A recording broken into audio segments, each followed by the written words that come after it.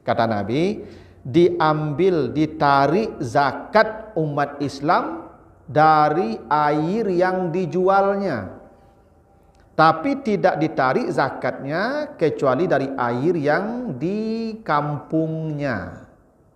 Begini. Kok ada apa ibu punya depot? Kok depot ini minum kah? Kalau bapak ibu menjual air minum tuh, airnya air sumur kita, itu kena zakat tiap tahun. Kalau airnya air sumur kita, itu kena zakat. Tapi kalau apa mambi air ke Solo, ke apa namanya tangki, apa punya auto tangki itu pak ambil air ke Gunung Talang, atau diambil air ke Lubuk Menturun, maka pak jual di depot apa, itu tak kena zakat lah tu pak. Kenapa menjual yang? Tapi kalau Abu Bali villa misalnya, tu Abu sekali seminggu saya pergi villa tu pergi makan-makan lamanya, kan zakat tu pak.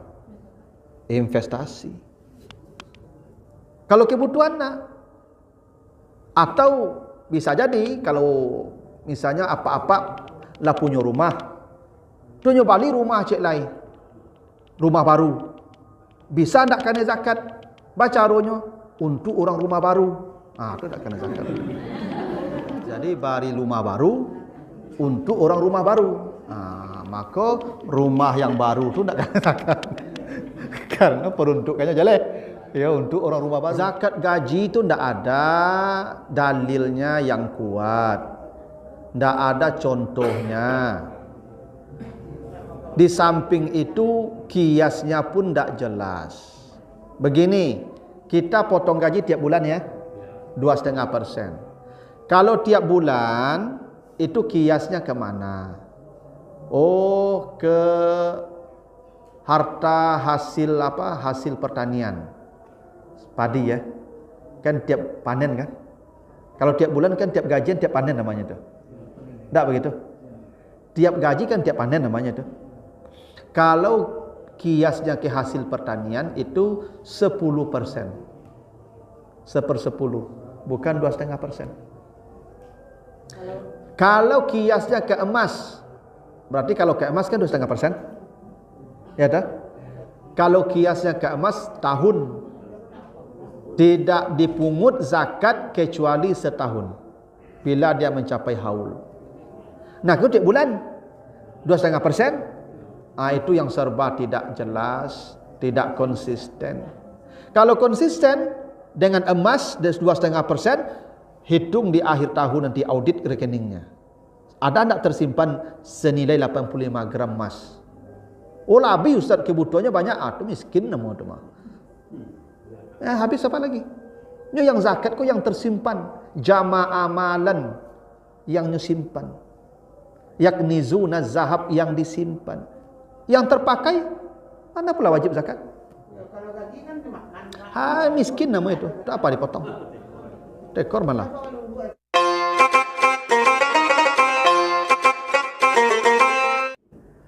Jadi salat itu dengan Allah urusan kita. Zakat itu dengan manusia. Ya, tidak ada nilainya hubungan kita dengan Allah kalau kepedulian dengan manusia tidak ada. Itulah rahasianya kenapa banyak orang salat tapi masuk neraka. Fawailul lil musallin. Kenapa dia masuk neraka salat? Allazina hum an salatihim sahun. Mereka lalai dari salatnya. Apa maksud lalai dari salat? Bukan lalai mengerjakan salat. Dia tidak paham salat itu mengajarkan tentang kepedulian. Karena assalamualaikum kiri kanan itu maksudnya kepedulian dengan orang sekitar. Itu kenapa konteksnya konteks sosial. Fazalikal ladzi yad'ul yatim wa la yahuddu ala ta'amil miskin. Itu konteksnya orang yang lalai dari salat itu. Ya. Itulah alasannya kenapa masalah zakat ini masalah serius ya dalam agama kita. Karena selalu beriringan dengan perintah salat. Nah, karena itu banyak sekali hadis-hadis yang menjelaskan tentang rincian zakat ini. apa saja hartanya, bagaimana mengeluarkannya, kapan dikeluarkannya, kepada siapa diberikannya, itu rinci ya. Tidak mungkin 1-2 pertemuan ini selesai. Kita lambat-lambat saja, nanti mudah-mudahan bisa ya semua hadisnya kita baca. Kita bahas hadis pertama tentang zakat ini, hadis dari Ibnu Abbas. Diceritakan anna Nabiyya sallallahu alaihi wasallam ba'asa Muaz ilal Yaman. Jadi Nabi pernah mengutus sahabat ke Yaman, namanya Muaz bin Jabal. Jadi ada sahabat diutus berdakwah ke Yaman, negeri Yaman. Nah, ketika Muaz diutus ke Yaman untuk berdakwah, maka Nabi berkata kepada Muaz, ini hadis Sahih Bukhari, apa kata Nabi? Innallaha qad iftarada alaihim sadaqatan fi amwalihim tu'khazu min aghniyaihim faturaddu fi fuqaraihim. Itu bunyi hadisnya begitu. Sesungguhnya Allah telah mewajibkan jika mereka masuk Islam. Jadi orang Yaman kalau nanti masuk Islam, kata Nabi ke Muaz, maka Allah wajibkan kepada mereka untuk mengeluarkan zakat harta mereka, ditarik dari orang kaya, dikembalikan kepada orang miskin. Itu begitu bunyi hadisnya. Ada beberapa ketentuan dari hadis ini. Satu, zakat itu wajib bagi semua yang statusnya muslim. Jadi kalau dia Islam, wajib zakat. Sekalipun dia masih anak-anak. Ini bedanya dengan salat, Ibu ya. Kalau salat baligh dulu. Ya. Kalau puasa baligh dulu. Kalau haji baligh dulu. Walaupun ada haji tarik 2 bulan, tapi tetap haji itu harus baligh dulu. Ya. Jadi zakat itu diwajibkan kepada orang-orang Islam. Itu makanya kata Nabi, nanti kalau mereka sudah masuk Islam, Allah wajibkan zakat harta mereka. Jadi anak-anak, itu makanya anak yatim, harta anak yatim itu tidak boleh diendapkan, nanti habis dimakan zakat, Pak. Misalnya adik saya mati, dia meninggalkan harta untuk anak-anaknya. Anak-anaknya masih kecil, Pak. Anaknya tinggal dengan saya. Mungkin istrinya, ya mantan istri anak adik saya ini sudah menikah lagi dia. Maka anak adik saya itu tinggal dengan saya tuh, karena anak saya. Saya walinya tuh. Ya, anak adik saya itu tinggal dengan saya karena istri adik saya yang sudah meninggal itu, adik saya sudah meninggal tuh, istrinya dia boleh menikah dan dibawa suaminya kemana-mana. Ya, tidak boleh anaknya ikut sebenarnya itu, karena anaknya ikut dengan saya sebagai walinya tuh, Pak. Itu ketentuannya begitu tuh. Maka harta yang ditinggalkan adik saya tuh saya pegang itu sampai anak ini dewasa, nanti saya serahkan. Nah, harta itu tidak boleh didiamkan, dipegang begitu. Nanti karena zakat tiap tahun tuh bisa jadi hartanya berkurang nanti tuh, atau mungkin habis nanti tuh. Makanya harta anak yatim itu kata Nabi jangan didiamkan tapi diperdagangkan supaya tidak dimakan zakat. Artinya anak-anak pun kalau punya harta dia kena zakat juga, Pak. Kan ada sekarang namanya artis cilik kan, dia punya penghasilan, Pak. Maka dia kena zakat itu selama dia Islam. Tapi kalau dia kafir, tidak wajib zakat. Dulu di masa Nabi, di masa Khalifah Ur-Rasyidin, di masa Bani Umayyah, di masa Abbasiyah sampai masa Khilafah Utsmaniyah, itu semua umat Islam yang kaya itu zakat. Kalau yang miskin tidak ada kewajiban, yang kaya saja. Yang tidak Islam namanya jizyah atau pajak. Jadi pajak itu untuk yang tidak Islam. Untuk yang Islam zakat. Karena zakat ada aturannya. Hartanya jelas jenisnya, jumlahnya tertentu, waktunya tertentu, penerimanya tertentu. Kalau zakat jelas, Pak. Ya, kalau pajak kan suka-suka saja. Ya, Makanya bagi umat Islam tidak ada sebenarnya kewajiban pajak, hanya zakat. Cuma karena kita tidak tinggal di negara yang hukum Allah tegak, ya bayi salah zakat itu Pak sebagai kewajiban warga negara. Tapi sebenarnya pajak itu tidak ada amanah undang-undang. Ya karena undang-undang mengamanahkan air, bumi, air, ya, dan segala kekayaan yang terkandung di dalamnya dikuasai oleh negara dan dipergunakan sebesar-besarnya untuk kesejahteraan rakyat. Tak begitu Pak? Jadi negara ini kalau undang-undang kita baca ya, dibiayai negara ini dengan kekayaan yang ada dalam bumi kita, bukan dengan pajak dari rakyat. Itu kita bicara undang-undang Pak ya. Cuman karena negara begitu ya sudahlah Pak. Bayi salah pendapat tak bisa akan kamari begitu bayi salah. Ya tapi kalau kita bicara syariat ya tidak ada pajak itu untuk non muslim. Kalau untuk orang Islam zakat, dan itu ada batas-batas ya, hartanya terbatas, jumlahnya terbatas, ya waktunya terbatas, penerimanya dibatasi, jelas. Ya, tapi begitulah ketentuannya dalam agama ya. Itu yang disebut dengan zakat. Jadi zakat itu wajib kepada orang Islam. Yang kedua, kata Nabi, zakat itu ditarik dari orang kaya. Tu'khazu, ditarik dari orang kaya. Kalau ditarik ya.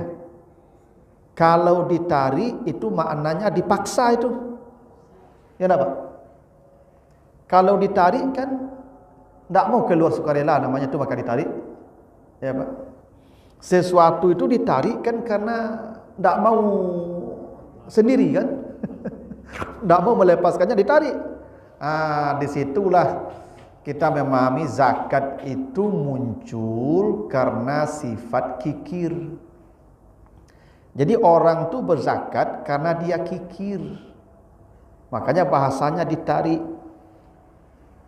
Karena orang sulit mengeluarkan hartanya yang bersusah payah dia kumpulkan. Karena manusia itu kata Allah apa? Wa innahu lihubbil khairi lasyadid. Manusia itu kalau soal harta cintanya Masya Allah. Cintanya Masya Allah. Ya, sangat cintanya. Kalau di ayat lain apa? Wa tuhibbunal mala hubban jamma.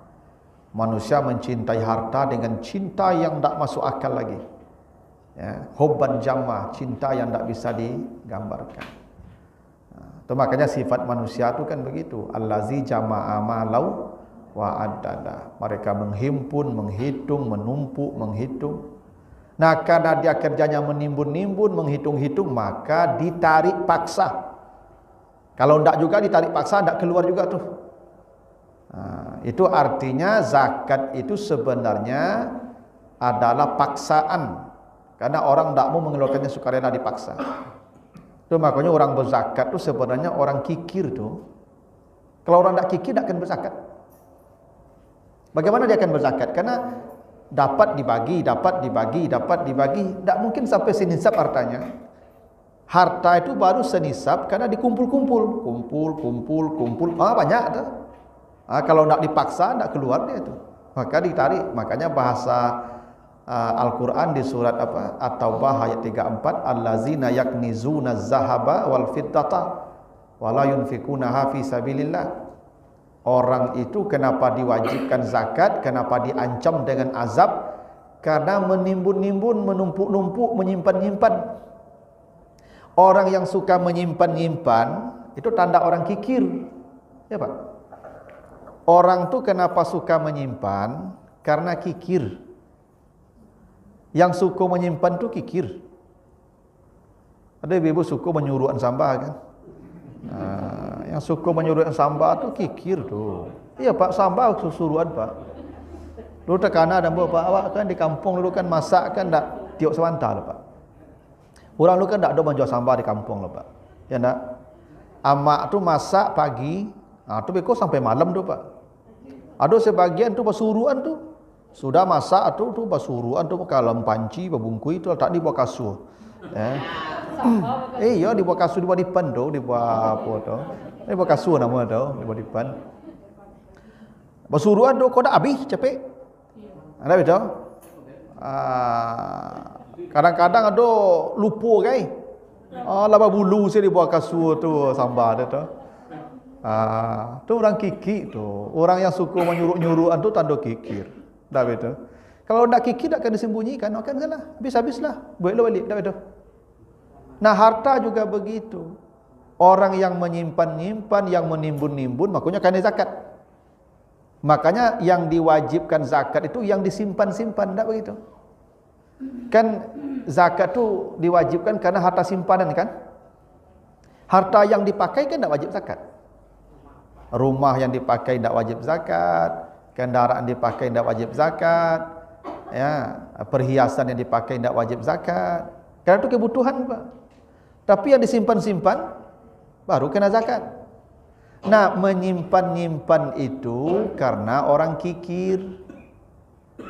Itu kenapa tujuan zakat, coba Bapak Ibu baca nanti di surah At-Taubah ayat 103. Apa tujuan zakat? Khuz min amwalihim sadaqah. Tariklah zakat harta mereka.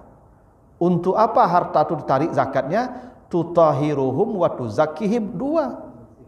Tutahir itu mensucikan harta. Karena orang kalau tidak berzakat, hartanya kotor. Disucikan hartanya dengan zakat. Itu makanya tidak boleh memberikan zakat ke Nabi dan keluarganya. Nabi tidak boleh terima zakat. Karena zakat itu kotoran harta. Zakat itu daki-daki harta. Karena tujuannya mensucikan harta. Ibarat ibu kain kotor, lalu ibu cuci. Hasil cuciannya itu, airnya itu kotor tidak? Ya, harta zakat begitu, Pak. Karena begini, Ibu, ada sebuah pepatah, bicara kalau terlalu banyak, biasanya terselip bohong di dalamnya. Biasa begitu, Ibu. Kalau mengecek, kalau lah banyak bananya jadi otak. Ya, Pak. Kau kadang otak namanya. Kalau lah otak itu kan tak betul itu, Pak. Kalau otak itu lah bohong tu mah. Namanya otak, Pak. Ya. Kalau banyak mengeceknya jadi otak. Terselip, pasti terselip bohongnya. Harta kalau terlalu banyak, itu terselip yang haram di dalamnya. Itu pasti itu. Makin banyak harta tua, makin kemungkinan yang haram itu besar dalam itu. Itu apanya itu konsekuensi harta banyak. Pasti yang haram-haram ada di situ, ada situ indahnya. Karena itu dibersihkan dengan zakat. Karena itu zakat tidak boleh ke Nabi, karena Nabi itu suci. Keluarga Nabi itu suci. Tak boleh dikasih makan dengan harta yang kotor ini. Itu makanya tak boleh ke anak yatim berzakat. Dan anak yatim itu makhluk yang dimuliakan Allah. Mereka tak boleh dikasih makan dengan harta kotor itu. Dengan harta yang baik, yang bersih. Sedekah ya. Makanya zakat itu sebenarnya karena dia menimbun-nimbun, kikir, sudah kena zakat. Makanya tujuan zakat itu dua. Mensucikan harta. Wa tuzakkihim, mensucikan jiwa. Kenapa disucikan jiwanya? Karena orang yang berzakat itu kikir sebenarnya. Dengan zakat itu kotoran atau penyakit hatinya, kikir itu dihapus dengan zakat tadi. Nah, itu kenapa zakat itu bahasanya tu'khazu, ditarik. Karena sifatnya paksaan, ditarik. Karena itulah dalam zakat ada namanya amil. Amil itu petugas penarik zakat yang diberi kuasa oleh negara. Jadi amil itu di SK-kan negara. Dia tugasnya mengaudit. Dia mendatangi rumah-rumah orang tuh. Bapak, apa harta Bapak yang ada? Berapa? Hitung, catat semua. Oh, audit. Bapak kena sekian, langsung ambil. Itu kerja amil. Lalu cari pula penerimanya orang miskin. Datangi orang miskin tu, kasih ke orang miskin. Siapa yang mengasihkan? Amil. Itu kenapa amil dapat 1/8? Karena memang bekerja keras. Jadi amil tu tak duduk di kantor lah, Ibu. Tiba orang berzakat yang terima, tapi kalau dapat zakat, kau nyimbau orang miskin ke kantor tu. Itu tak amil tu, Pak. Amil tu namanya saja amil, amal, bekerja. Bagaimana pekerjaan amil? Mengaudit harta semua orang. Makanya amil kalau datang ke rumah, kalau ada orang kaya menyembunyikan hartanya, tidak mau dia buka ke amil, kalau ketahuan dia amil, di auditor kok hartanya disembunyikan, kata Nabi, ambil paksa separuh hartanya tuh, sita. Amil yang bertugas tuh. Jadi amil ni Bapak Ibu, Masya Allah, kalau berfungsi secara baik, memang mungkin pajak tak diperlukan. Ganti saja dirjen pajak dengan dirjen zakat. Kaya apa orang Indonesia ini banyak. Ya. Makanya bahasa zakat itu tukhazu, tarik dari orang kaya, tarik. Ya. Karena memang ini karena kikir sebenarnya zakat itu. Maka ya ditarik, maka ada amil, ada petugas. Bahkan di masa Nabi, di masa Abu Bakar dulu, orang yang tidak mau membayarkan zakat itu diperangi, Pak. Saking serius zakat diperangi. Orang tidak mau salat, biar sajalah urusan dia. Tidak mau dia puasa, urusan dia. Mau puasa, mau tidak. Haji, urusan dia. Mau haji, mau tidak, terserah. Tapi kalau zakat tidak mau, perangi, Pak. Bisa dibunuh, Pak, orang tidak mau berzakat oleh negara. Karena begitu seriusnya masalah zakat ni, Pak. Ya, itu makanya bahasa Nabi, tukhazu, tariklah. Kalau tariklah itu ada petugas. Ibadah yang ada petugasnya, zakat. Yang lain tidak ada petugas. Ya. Itu makanya di At-Taubah 103 itu khuz min amwalihim, tariklah harta mereka sebagai zakat. Tarik. Berarti ada petugas tuh yang diberi wewenang untuk menarik gitu. Lalu dikembalikan kepada orang fakir. Maka dikembalikan itu artinya apa? Orang fakir tidak meminta. Kalau itu harta mereka. Itu kenapa zakat itu perintahnya atu zakat. Atu itu datangi penerimanya. Atu itu dari kata ata itu artinya datang. Allah tidak menyuruh bayarkan zakat, datangi penerima zakat itu. Karena itu hak mereka yang ada pada kita. Kita yang wajib mengembalikannya. Bukan mereka yang minta ke kita. Maka tidak boleh Bapak Ibu. Oi Pak, kau dah zakat rumah ha? Tiba lah ke rumah. Capek lah ya, kau dah ambil orang kau. Tak mau cerita dulu.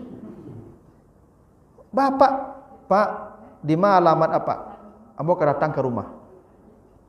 Harusnya semua yang berzakat itu mendatangi penerima zakat. Ada sebagian orang kaya Pak Ibu, Masya Allah ya. Nya bayar zakat Pak, hanya antrikan orang miskin di muka rumah tu. Ada nama kita pijak-pijak bagai. Ya. Ambo kalau ambo Kapolda tu ambo tangkok tu. Orang kaya cerita tu. Perintahnya kembalikan itu ke orang miskin. Kalau kembalikan berarti kita yang nyari dia tu. Kita yang hantarkan ke dia tu harta dia tu. Atau orang miskin yang ada pada kita itu makanya kotor harta kita kalau tidak berzakat. Karena harta orang ada pada kita. Kembalikan harta dia, begitu kata Nabi itu. Ya. Karena menyuruh orang datang ke rumah menerima zakat itu menghina orang tu, Pak. Menghina orang itu tidak boleh. Kita yang wajib. Ya. Makanya Bapak Ibu kalau berzakat tidak perlu dikatakan, Pak, terima zakat ambo. Tidak perlu.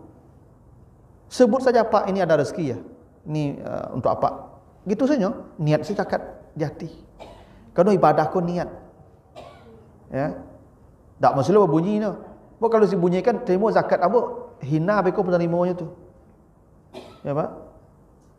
Karena niat saja, tidak perlu juga disebutkan sama zakat fitrah, Pak. Lu kan zakat fitrah kan bersabuit lah, Pak. Pak, terima fitrah ambo ya, fitrah mak ambo, fitrah pak ambo, fitrah ambo, fitrah itu ya. Tak perlu. Datang apa? Bersaki Pak ya. Mulai. Begitu tu zakat tu. Itu hak mereka, harta mereka tu. Ya. Nah itu ya dasar hukumnya zakat. Hadis riwayat Bukhari. Lalu hadis dari Anas, ini hadisnya panjang. Saya bacakan beberapa saja. Ini tentang ketentuan hewan yang wajib zakat.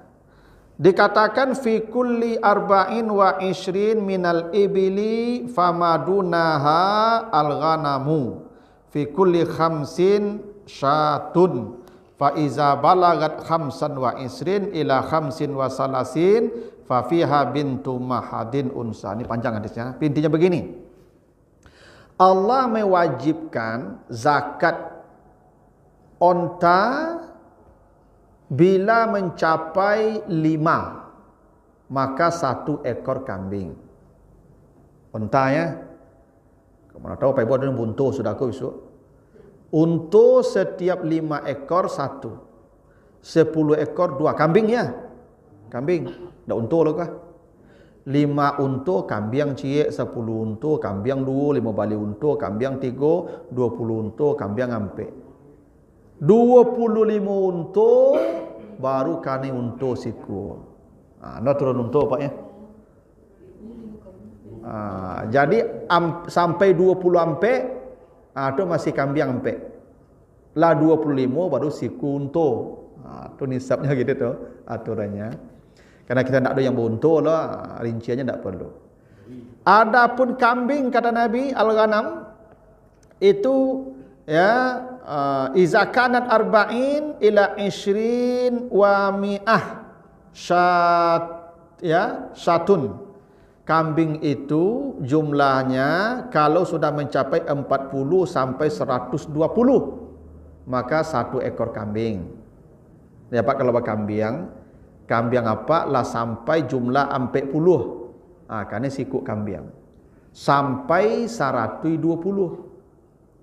120 sampai 200 2 kambing. 121. 121 sampai 200. 2 kambing.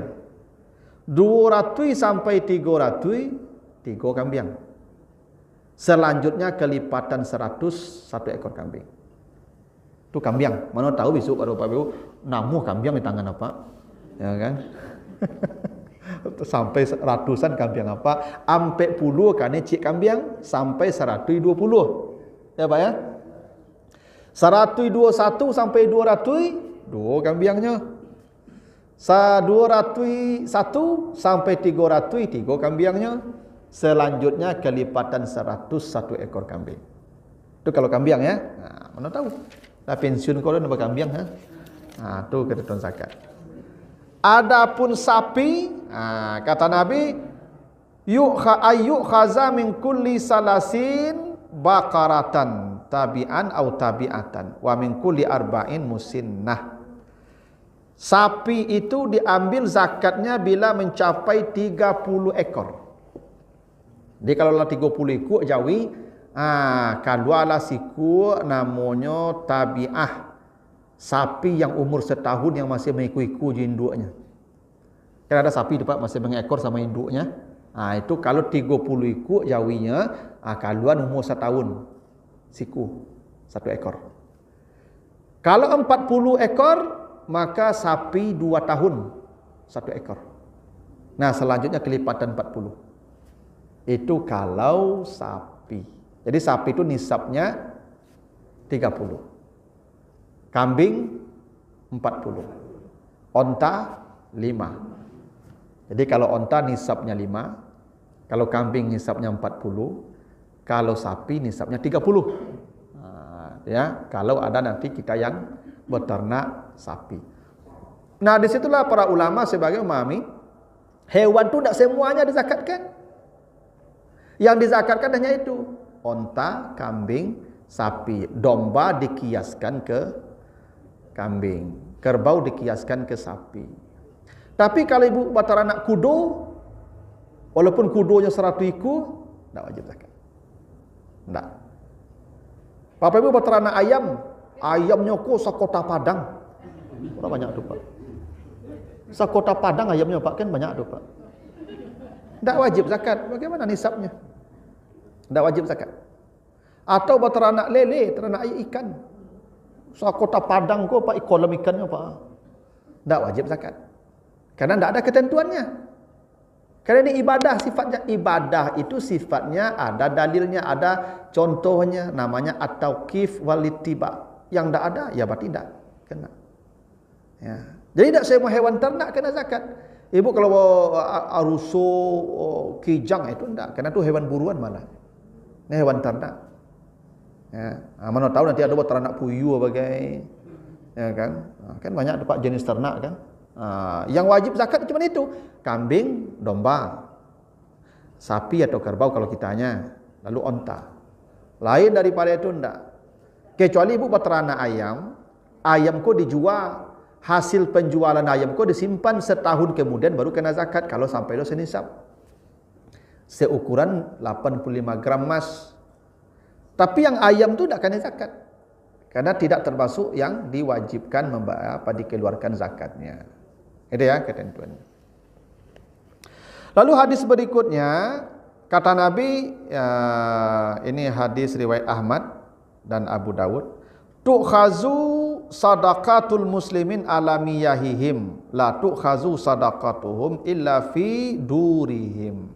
Kata Nabi, diambil, ditarik zakat umat Islam dari air yang dijualnya. Tapi tidak ditarik zakatnya kecuali dari air yang di kampungnya. Begini. Kok ada apa ibu punya depot? Kok depot ini minum kah? Kalau bapak ibu menjual air minum tuh, airnya air sumur kita, itu kena zakat tiap tahun.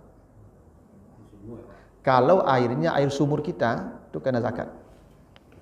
Tapi kalau apa mambi air ke Solo, ke apa namanya tangki, apa punya auto tangki itu pak ambil air ke Gunung Talang, atau diambil air ke Lubuk Benturun, maka pak jual di depot apa, itu tak kena zakat lah tu pak. Kenapa menjual yang bukan milik apa? Karena air Gunung Talang tu kalau pak ambil sana ke berang. Itu bukan milik kita.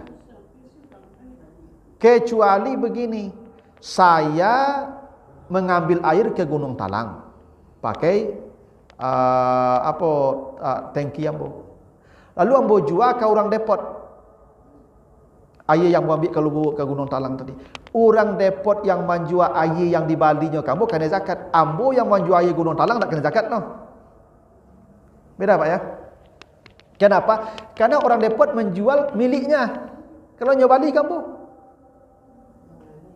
nyo yang kena zakat kalau milik awak. Kalau air Lubuk Benturun, ibu ambil, ada yang berang ibu? Enggak, karena enggak milik orang dulu tu. Enggak ada yang pemilik di situ. Tapi kalau ambo ambil jo jeregen air Lubuk Benturun tu, ambo letak di tepi jalan, ibu ambil tu menjelok nama tu mah. Kalau punya ambo, dah itu. Jadi apa yang punya depot, kalau apa mambi air langsung ke sumber mata air, apa tak kena zakat menjual air itu. Tapi kalau apa bali ke orang yang mambi air itu, apa bali tu pak jual, apa kena zakat. Atau apa menjual air sumur apa? Kalau sumur tu milik awak, kena zakat. Kok ada yang punya depot ya, menjual air kok. Itu aturan zakatnya ya. Apa menjual air depot, airnya apa bali atau apa air surang? Bali ya, dia kena zakat. Kena zakat. Supaya tak kena zakat, pak ambil surang air itu. Pak ambil ke Gunung Talang air surang, tak kena zakat lah. Ya. Atau pak ambil ke Lubuk Benturun surang, tak kena zakatnya tu. Ya, karena tak ditampik awak airnya loh, tak milik awak air ke loh. Tapi yang lah milik awaknya dia kena zakat betul tu. Itu ketentuannya begitu. Karena itu milik kita namanya, milik sempurna. Yang mana tahu nanti ada yang ya usaha begitu. Karena memang kadang aturan kau kadang tipis-tipis bu antara maksiat dan ibadah tu kadang-kadang tipis-tipis itu. Sama juga riba tu tipis juga tu Pak dengan ibadah. Misal gini, apa nelpon ambo, apa serang di pasar. Ustaz, ambo serang di pasar raya aku. Ambo ke apa beli buah. Ustaz ke beli buah nak. Titip lah Pak. Pakai PT Pak lu pinjam dulu. Apa tu? Bali saya mangga, enggak 2 kilo. Jadi, bali mangga. Tiba rumah tu bagian kamu mangga tu. Ustaz kau mangga Ustaz ah. Ambo ambil mangga tu. Tu ambo bagi apa cie? Pak kau cie tu anak-anak riba tu Pak. Haram tu. Iyalah. Ya karena ambo masih berhutang. Ambo masih berhutang. Ndak betul loh. Ambil dulu mangga tu, bayi dulu pitinya, baru lagi hadiah namanya. Tapi kalau dia ambil mangga alun dibayar, dia dapat hutang baru tu kan. Tu dia aginya, tu untung dari hutang tu riba tu mah, tapi untung dari hutang. Ini statusnya ambil hutang. Tak tipis-tipis Pak tu. Ini ibadah aja maksiat kau tipis kadang-kadangnya Pak. Caranya bayar dulu harganya, ambil barangnya, berarti sudah milik kita, tak ada hutang lagi. Lalu kita kasih dia, hadiah namanya. Boleh.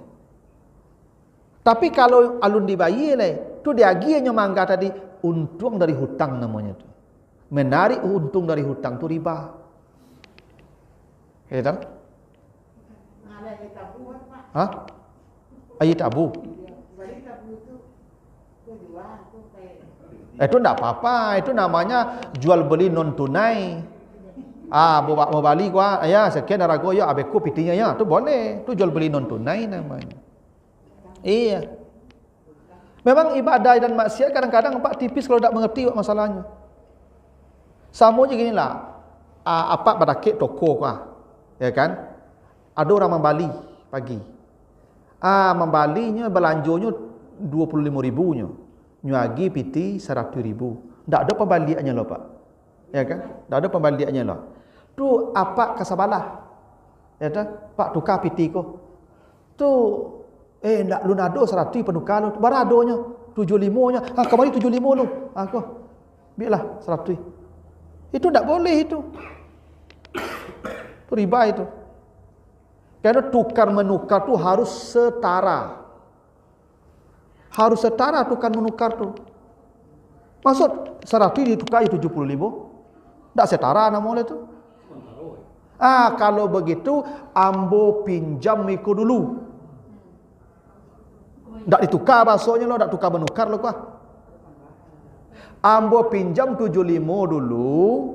Kau jaminannya 100 pacik lah jaminannya. Beko kau dah cukup 100 baru tukar menukar Pak. Kalau nak kau balian 75 kau. Tapi tukar piti Pak 100 Pak yang kena 75 Pak ambilnya. Riba tu Pak. Karena tukar menukar tak sebanding. Tak seimbang. Caranya bukan tukar menukar ketika itu, pinjam dulu. Kau jaminannya 100 pacik lah.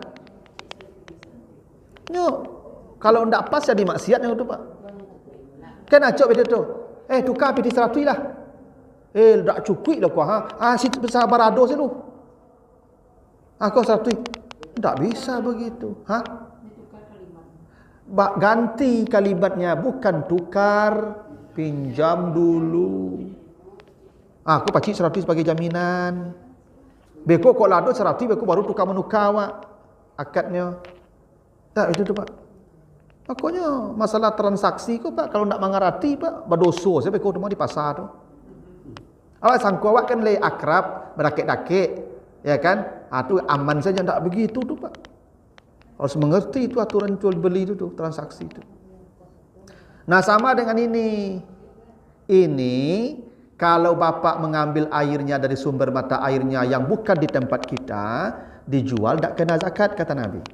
Tapi kalau sumur yang di tempat kita kena zakat, atau kita beli ke orang lalu kita jual kena zakat. Orang yang mengambil di sumber mata air yang jauh di sana dijual ke kita, dia tak kena zakat.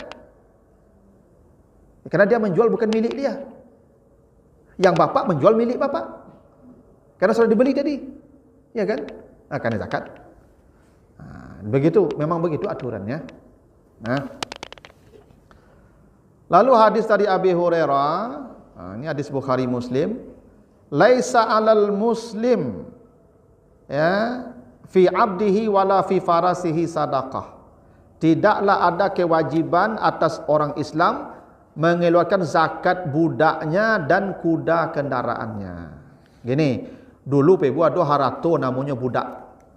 Budak kok harato ke Ibu? Karena bisa diperjualbelikan. Ya, dulu kalau perang yang kalah jadi tawanan perang. Yang tawanan perang kok jadi budak. Budak kok harta. Maka Nabi Yusuf dijual dulu di pasar budak. Karena budak itu komoditas jual beli. Budak itu harta. Bisa diperjualbelikan. Perempuan itu bisa dibeli di pasar budak, dipakai saja tanpa dinikahi. Halal karena akad jual beli. Akad kepemilikan perempuan budak itu kena jual beli. Ibu kenapa halal oleh suami ibu? Kena jual beli dulu akadnya tu. Akad nikah tu jual beli tu, Pak. Pokoknya ada mahar tu seperangkat alat salat tu. Ibu yang salah mangga murah harago ibu. Ya ada. Harus dulu harago ibu tu Pajero, Alphard, Ruko, nak seperangkat alat salat dah ibu. Ya kan jual beli tu. Apa ibu menjual ibu ke suami ibu tu bahasa kasarnya tu akad perpindah milik. Tu. Untung lebih murah Pak. Kok mahal Pak mungkin bujang lapuk sama ya tu. Tapi memang begitu. Budak itu halal digauli tuannya karena akad jual beli. Sama istri halal digauli suaminya karena akad perpindahan dengan jual beli juga sebenarnya. Cuman bahasanya akad nikah. Tapi sama jual beli itu. Iya, sama filosofinya sama. Berarti orang Pariaman sama dengan akad Pak. Iya kan yang kami membeli ibu dari ayah ibu. Enggak tuh beda tuh, enggak. Yang jual beli itu gini, ibu sebelum menikah milik ayah ibu. Iya, ibu sebelum menikah milik ayah ibu. Enggak ada yang memiliki ke ibu kecuali ayah ibu satu-satunya. Nah, sekarang dia menyerahkan miliknya ke orang lain lewat akad, itu makanya pakai saksi. Sebagaimana jual beli juga ada saksi. Sama prinsipnya akad nikah dengan jual beli itu sama. Makanya budak perempuan halal digauli tuannya karena jual beli akad. Istri halal digauli suaminya karena akad juga, jual beli juga. Makanya budak-budak tak perlu dinikahi karena sudah halal dengan akad jual beli. Nah, budak itu harta zaman dulu. Beda dengan istri, kalau istri tidak harta. Ya, sekarang tidak ada lagi budak. Nah, budak itu, andai orang punya budak, misalnya 1000 orang budaknya, tidak ada zakat budak. Misalnya 1000 orang, kalau seorang tidak situ itu. Karena budak tidak dizakatkan, karena orang, walaupun dia harta, kan budak itu harta tadi, tapi tidak wajib dizakatkan walaupun dia harta. Tuh. Begitu juga kuda yang kendaraan. Karena itu Bapak Ibu, apapun yang Bapak Ibu pakai sebagai kendaraan, tak kena zakat. Oto tak kena zakat, Honda tak kena zakat. Tapi kalau apa membeli oto cik lain, dan tu tak dipakai lah, atau dipakai memang gaya saja, pakai baguru, pakai barale, oto ada apa?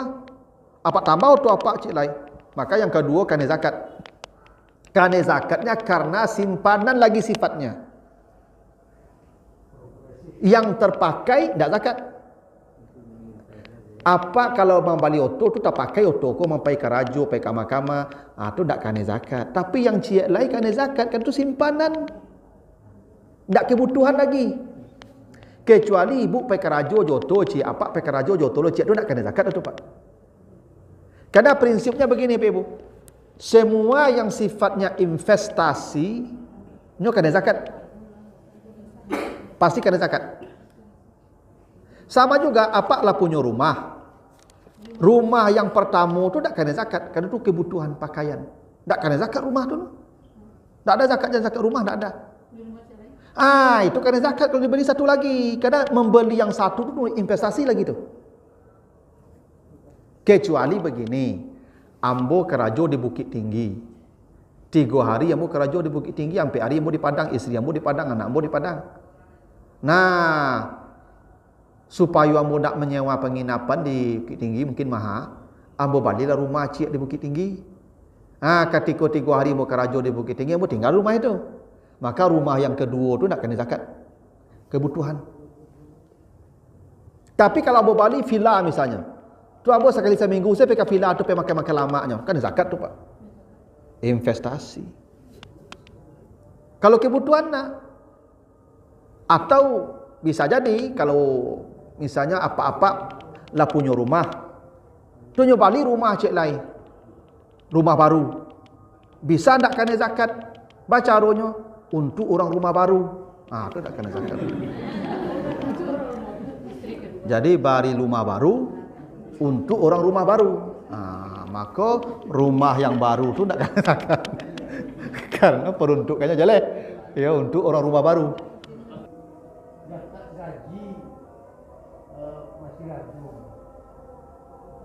Zakat gaji itu tidak ada dalilnya yang kuat, tidak ada contohnya. Di samping itu kiasnya pun tidak jelas. Begini, kita potong gaji tiap bulan ya, 2,5%. Kalau tiap bulan itu kiasnya kemana? Oh, ke harta hasil apa? Hasil pertanian. Padi ya, kan tiap panen kan. Kalau tiap bulan kan tiap gajian tiap panen namanya itu. Tidak begitu? Tiap gaji kan tiap panen namanya itu. Kalau kiasnya ke hasil pertanian itu 10%, 1/10, bukan 2,5%. Kalau kiasnya ke emas, berarti kalau ke emas kan 2,5%, ya dah.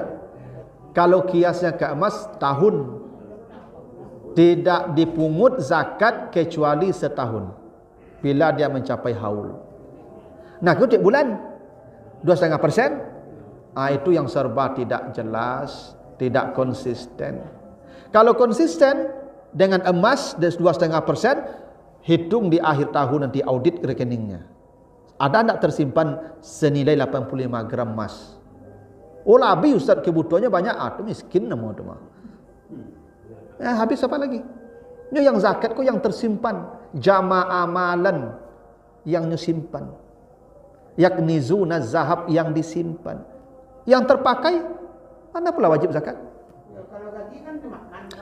Miskin nama itu. Itu apa dipotong? Dekor malah.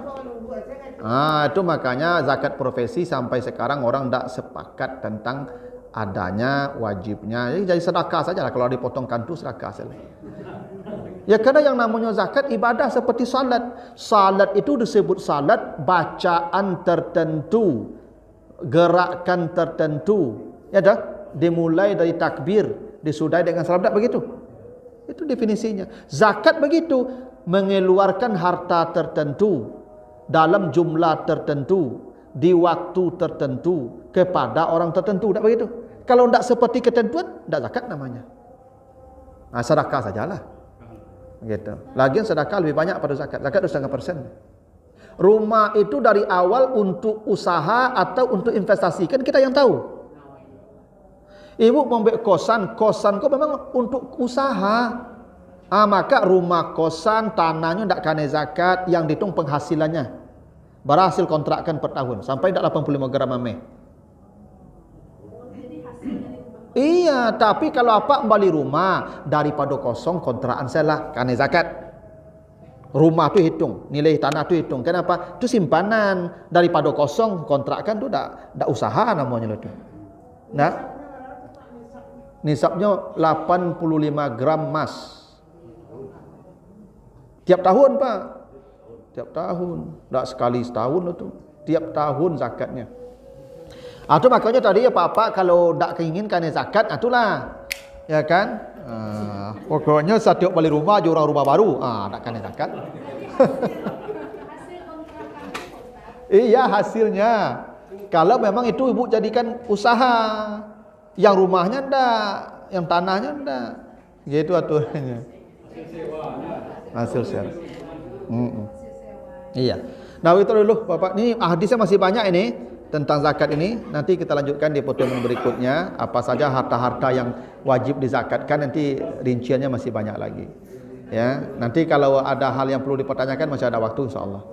Ya, lebih kurang mohon maaf. Kita tutup dengan doa kafarat. Subhanakallahumma wa bihamdika asyhadu an la ilaha illa anta astaghfiruka wa atubu ilaika. Wassalamualaikum warahmatullahi wabarakatuh.